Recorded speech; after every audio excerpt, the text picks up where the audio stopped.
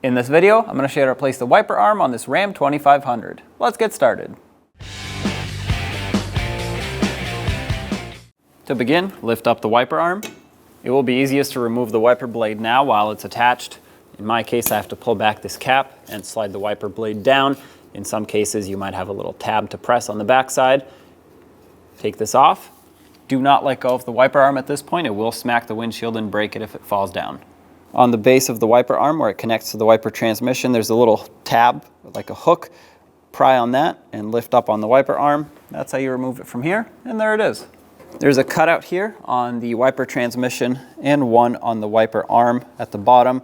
Try to line those up. If you do, the wiper arm should basically fall into position. Also, if you angle it when you put it down, that clip will unlock itself. Press it down until it's locked in.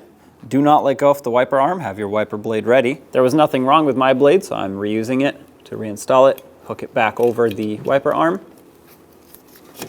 Pull up on it.